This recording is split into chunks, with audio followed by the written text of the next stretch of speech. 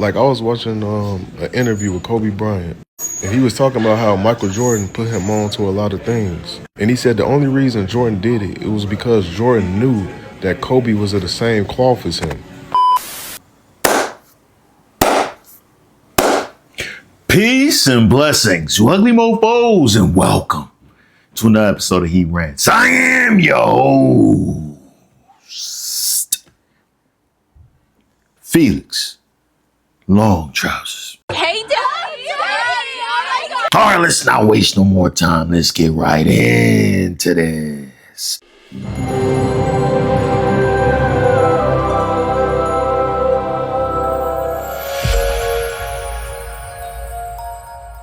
A lot of people won't like to hear this, but the older I get, the more I realize that being afraid to gatekeep is a sign of poverty. And I know that might sound crazy to a lot of people, but at the end of the day, it's a reason why people of certain status, certain wealth, certain information, and certain classes keep many things to themselves.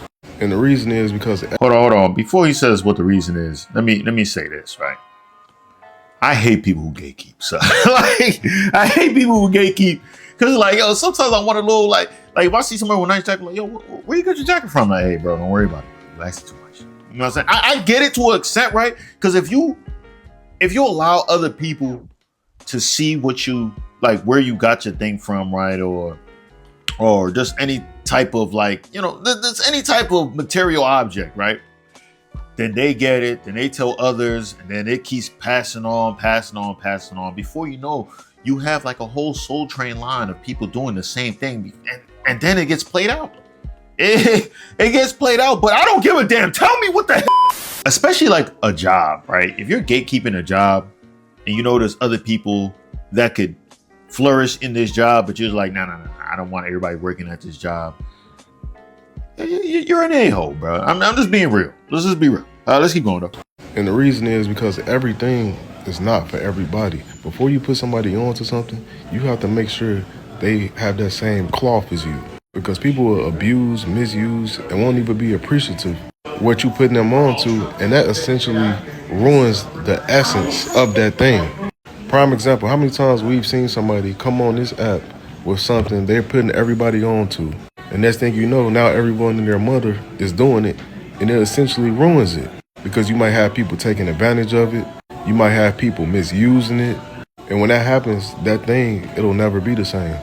Like I was watching an interview with Kobe Bryant, and he was talking about how Michael Jordan put him on to a lot of things. And he said the only reason Jordan did it was because Jordan knew that Kobe was of the same cloth as him. And he knew Kobe was going to appreciate it. He knew Kobe was going to put the work ethic in. And he knew Kobe was going to utilize those things he was teaching him without representing it, because he knew Kobe truly loved the game just how he did. And gatekeeping is the exact same way. It's standards to everything. And I'm not saying gatekeep everything. If you have something that could immediately change somebody's life or help them change their life, you should do your best to help people. But what I am saying is everything is not for everybody.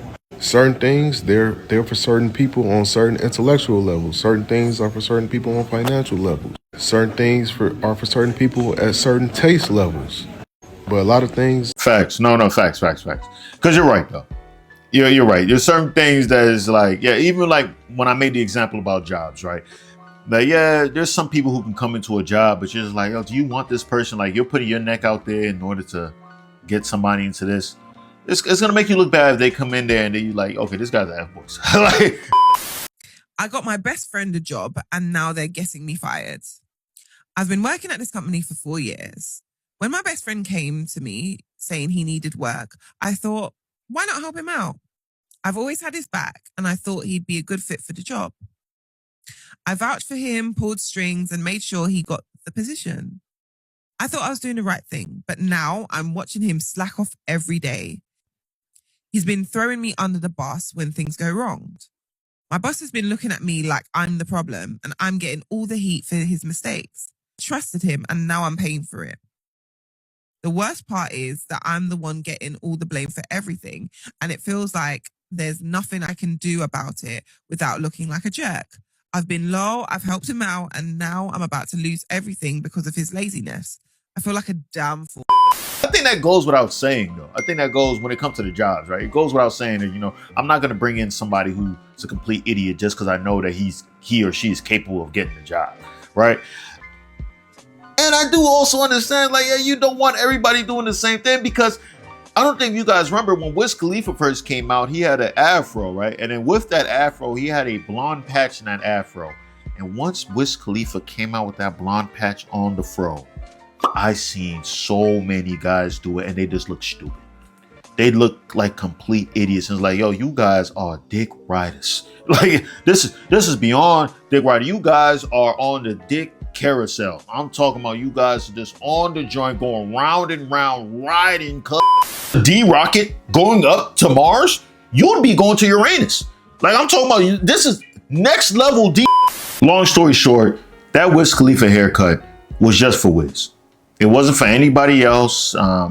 You can't really gatekeep a haircut for real, for the most part. I mean, I guess I don't know. Black women are gatekeeping like cornrows and stuff like that. They were like, oh, you white ladies, you guys can't have cornrows. But then at the same time, Vikings had cornrows and they were definitely white. So I don't know, like which. I don't know who had it first. I don't know. I'm guessing black people had it first. I'm just gonna assume they did. You know what I'm saying? But hey, it be like that sometimes. What can you say? Let's keep going. Base levels. But a lot of things, they not for everybody. And when you open things up to everybody, no matter what level they're on, you start to muddy the waters and you start to ruin whatever that thing is. I don't care if it's a bar, a lounge, a restaurant, a cologne, a perfume, a social club, a book. It doesn't matter what it is. Certain things are only meant to be kept between certain people. And when you're in poverty, just because you're down bad, you have this innate need. You feel like it's a noble thing to try to help and see everybody doing good. But that's not your responsibility. Nor is it necessary, because each person has to be on their own journey. You can't force somebody to be anything intellectual, financially, on any level. You can't force anybody to be anything. In certain social levels, they understand that dynamic, which is why they aren't afraid or scared to gatekeep. That actually makes a lot of sense. It is true. It seems like let's take it when it comes to like socialism, right? I feel like a lot of people who are like big advocates for socialism, like true socialism, are usually people who are broke, son. Like people who are broke, son. And the reason why they want everybody to like, yo, we should share the wealth with every single person because I'm broke and I'm one of those single people that want to have some of that wealth, right? So it makes sense for them, but as you get up higher, you're kind of like, I don't know, man. It's all this sharing the wealth stuff. Like I feel like I worked hard to get in this spot.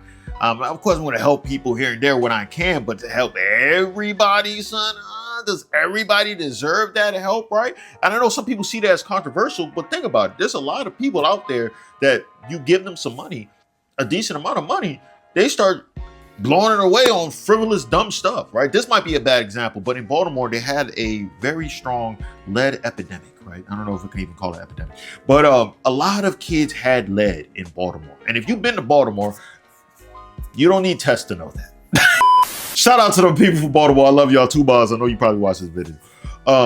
But once the lead went through a lot of these kids, a lot of people got checks, like big checks. Some more, some less. Some people, I've seen people get as low as $50,000. I think even $30,000. I've seen people get as high as $250,000 checks. A lot of these individuals, granted, bad example because they have lead poisoning, right? But a lot of these people ran through their money within the same year. And yes, they had lead, but I feel like there's a lot of people that it'd be the same thing. Like you'd give them that and they'd abuse it, right? So a lot of people who are wealthy, they understand like, okay, now, not everybody is meant to be wealthy. Not everybody is meant to be on the same equilibrium. There's got to be different tiers on it. And I can help the people who are meant to be wealthy. As messed up as that sounds, it's just the truth, right? And don't tell me, oh, there's these people, these politicians that are into socialism and all that stuff. And no, they're really into capitalism. A lot of people like Alexandria Ocasio-Cortez, she's wealthy.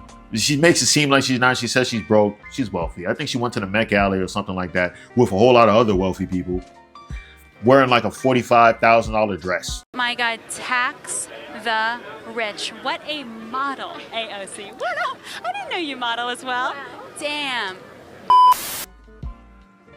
If you want to believe that she's a socialist, go ahead, bro. Like a lot of these people who are saying that socialists and all this stuff, like Bernie Sanders, all them stuff, like this. I'm not even trying to make this political, but I'm just using this as an example to say like, this is how it is. Like this is how it is, man. I think even let me use another example, right? When it comes to the gatekeeping thing, even though this is not really gatekeeping because everybody already knew the transcript. The guy Derek Jackson.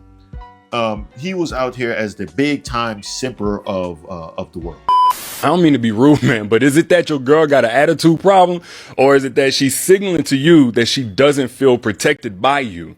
Because a lot of times when a woman get to bucking up at you or even shutting down, it's not just an attitude. Like she's going into fight or flight mode. And I'm not saying to let your woman disrespect you or anybody disrespect you for that matter. I'm saying as a solution-oriented man, a masculine man, look beneath the surface and understand that your girl is likely using those harsh words or that loud tone because she feels like she's not safe without that. Or if she's shutting down the sex or the conversation or the affection, it's likely because she feels like that's what's protecting her in place of you who's supposed to protect her. So every girl ain't got no attitude problem that needs to be fixed. A lot of times you create an emotional safety problem that you need to fix. Big simper. And he didn't go around telling everybody, like all the guys, like, yeah, I'm gonna teach you how to simp to joints, right? Like he's not going out there really doing that, right? But he found people that he put under his wing, his tutelage. Like I think it came out that dude, Ace Metaphor. Loving somebody that don't like you for real will make you question everything about yourself. You'll ask yourself, am I really a good girl? Am I really valuable? Is somebody ever gonna see me as a wife? Simply because you are trying to put the gift of you in the hands of a man that don't recognize your worth, that you have to shrink in order for him to be able to carry you. Your light is too bright to exist in the same room as his because that man like walking in darkness, so you try to dim yourself just so he don't squint, just so he ain't intimidated by your light. How many times have you sacrificed the love you have for yourself just so you can conform to somebody's small ass, narrow ass uses of you in their life? I guess what I'm saying is, it's hard to accept when someone you love don't love you back. When someone that you want to spend the rest of your life with don't want to spend another day with you. Somebody with whom you made sacrifice after sacrifice after sacrifice for. When it's time for them to do the same for you, they like, nah. Somebody that you've always been honest and truthful with, look you right in your mother face and lie. I know it's hard to walk away from somebody that you love, but I want you to understand the reason it's hard for you to walk away is not because they love you. It's because you love them. You love everything about them despite them not loving you the same way back. He was trained under this guy, right? You see, he saw Ace Metaphor like, yes, you can be a prime simper. You can be a real good simper. I'm gonna teach you. I'm gonna put you under my wing, teach you how to really simp out here, right? You know what I'm saying? Even though like we don't really need to be taught how to do that. Like every man knows how to simp. It's like ingrained in us. We all came from Adam, and Adam was the first original strong simp. He was the conduit. He was the original simp of the ages, right? He created, so we all came from his loins some way or another. So we all have the simp gene in us, very strong. We have to fight against it, right?